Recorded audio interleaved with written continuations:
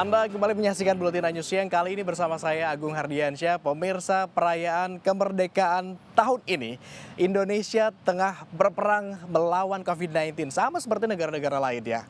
Berbagai perayaan ini dilangsungkan secara berbeda karena harus mengikuti protokol kesehatan dan lain halnya. Tak terkecuali, ini peringatan upacara detik-detik proklamasi di Istana Merdeka yang berlangsung begitu sederhana dan terbatas. Upacara peringatan detik-detik proklamasi di Istana Merdeka yang biasanya berlangsung meriah dihadiri oleh banyak peserta, delegasi dan tamu undangan dari negara-negara sahabat. Tahun ini hanya dihadiri oleh 6 pejabat negara saja.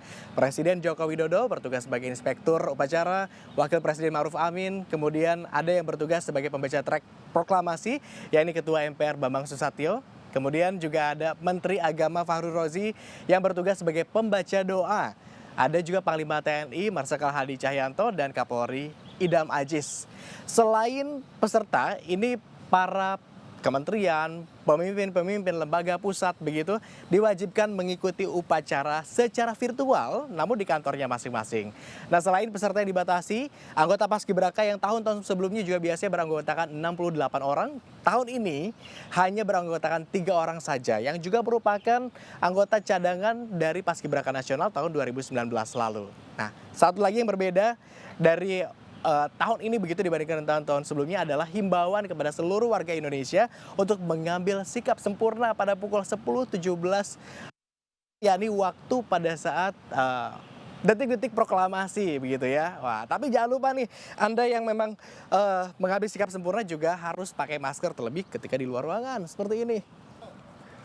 Bicara tentang detik-detik proklamasi, pemirsa mungkin tak banyak yang tahu meski sering disampaikan berulang-ulang kali, tapi bagaimana sebetulnya prosesi penyuntingan, kemudian juga pengetikan naskah teks proklamasi dan bagaimana prosesi pembacaannya. Nah, melalui tayangan berikut ini kami ajak Anda untuk menilik napak tilas detik-detik proklamasi.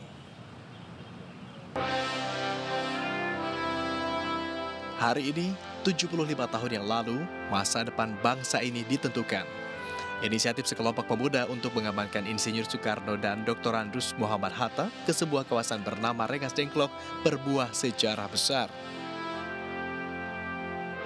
Di luar radar pengawasan Jepang, Soekarno dan Hatta kembali ke Jakarta sekitar pukul 11 malam, tanggal 16 Agustus 1945. Keduanya diarahkan Ahmad Subarjo ke rumah Laksamana Muda Medan. Setelah selesai berargumentasi dengan para pemuda, dini hari 17 Agustus 1945, Soekarno pun memerintahkan Sayuti Melik untuk mengetik naskah proklamasi.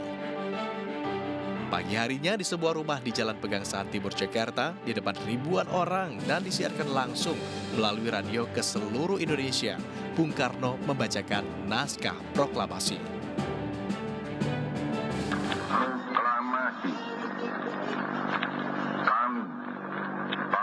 Indonesia dengan ini menyatakan kemerdekaan Indonesia.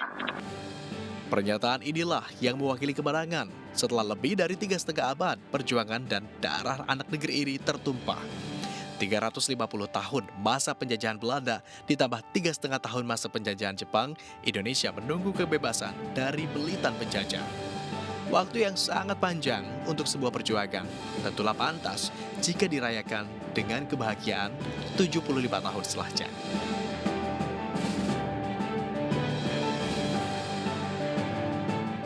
Terlepas dari sebutan penculikan atau apapun istilah lainnya, langkah yang dilakukan oleh para pemuda di zaman tersebut sebetulnya tidak lain adalah untuk membebaskan diri dari penjajahan.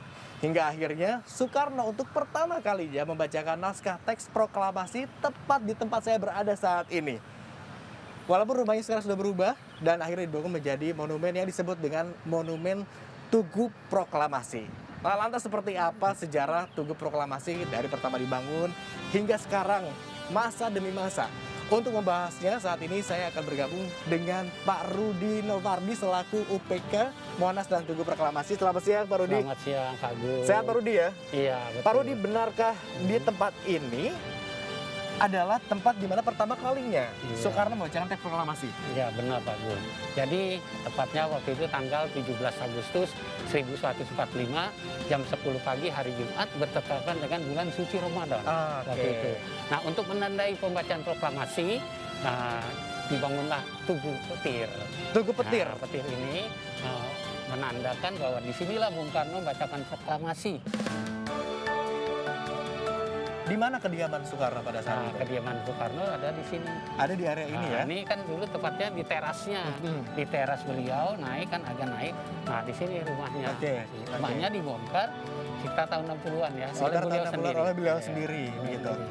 Ya, kalau kita mau bangun lagi mungkin harus izin keluarga beliau. Nah di belakang kita lihat di sana Oke. ada Tugu Proklamasi Yang peringatan 1 tahun satu tahun. Indonesia Merdeka yang dibuat oleh kaum wanita Jakarta. Jadi merupakan hadiah kepada bangsa, negara. Jadi peringatan 1 tahun Indonesia Merdeka yaitu tahun 1946. Baik, kalau gitu Pak Rudi terima kasih atas waktunya. Selamat kembali melanjutkan aktivitas.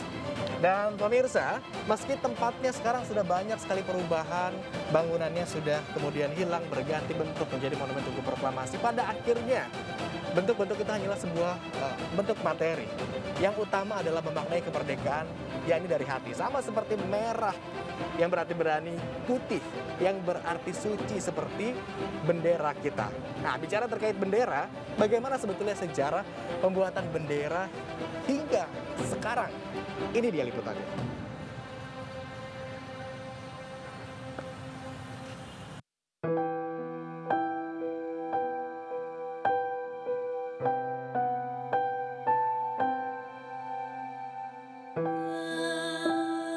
Terbuat dari kain biasa, dibuat oleh tangan manusia biasa, namun bukan benda biasa.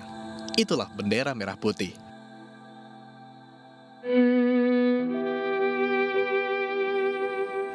Merah berarti berani, mewakili raga manusia, dan putih melambangkan kesucian jiwa. Kedua warna inilah yang dipilih menjadi warna bendera Indonesia, saling melengkapi untuk membangun negeri.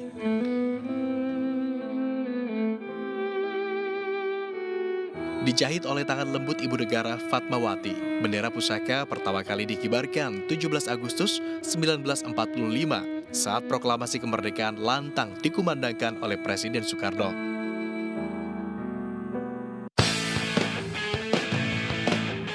Sejak itu pula lah, bendera merah putih resmi dijadikan sebagai bendera nasional dan berkibar menghiasi negeri ini, mewakili keberanian dan kesucian rakyat di seluruh penjuru Nusantara. Setiap tahunnya memasuki bulan Agustus, gedung pemerintahan hingga halaman rumah warga dengan sengaja menegakkan bendera merah putih sebagai bentuk perayaan bulan kemerdekaan. Para pedagang aksesoris bernuansa merah putih dan bendera pun kerap meraup rezeki lebih di bulan Agustus. Namun tahun ini kondisinya dirasa begitu berbeda. Pandemi Corona telah membuat daya beli masyarakat kian lesu. Omset penjualan bendera dan aksesoris merah putih pun yang biasanya membuncah, kini redup padam. Tak bisa dipungkiri bahwa pandemi COVID-19 telah berdampak pada berbagai lini kehidupan masyarakat di Indonesia. Tak terkecuali ini bagi para pedagang aksesoris merah putih ataupun bendera yang biasanya ramai menjelang Hari Perayaan Kemerdekaan Republik Indonesia. Tahun ini para pedagang mengeluhkan omsetnya mengalami penurunan drastis akibat daya beli masyarakat yang berkurang karena pandemi COVID-19. Nah, pada kesempatan ini saya juga akan mengajak berbincang salah satu pedagang di kawasan Pasar Jatinegara, Jakarta Timur, di mana para pedagang ini mengeluhkan begitu penjualannya menurun. Selamat siang Ibu, dengan Ibu siapa Bu? Ibu Emi, Ibu berjualan di sini sudah lama atau bagaimana Bu? udah lama. Bu Eni, bagaimana penjualan di tahun ini aksesoris merah putih, kemerdekaan begitu di tengah pandemi COVID-19? Menurun lah, kalau tanggal-tanggal segini udah bisa menyimpan. Kalau sekarang sama sekali untuk ngembalain modal aja belum ada. Sulit Baru sekali. separohnya, sulit banget, Oke. sulit. Bu Leni mungkin bukan satu-satunya pedagang yang mengalami penurunan omset. Kita tanya salah satu pedagang lagi. Halo, selamat siang, dengan Pak siapa Mas? Dayana Mas Rayana. Mas Rayana berapa lama berjualan aksesoris ini? udah bertahun-tahun. Udah bertahun-tahun. Dibandingkan tahun-tahun sebelumnya, adakah perbedaan tahun ini gitu? Ada banget, ada bedanya turun drastis lah. Turun drastis. Iya, biasanya rame, sekarang sepi. gara-gara COVID. Bahkan sampai hari H 17 Agustus Iya. masih sepi begitu ya. Sepi. Terima kasih Mas ya. Selamat kembali melakukan aktivitasnya.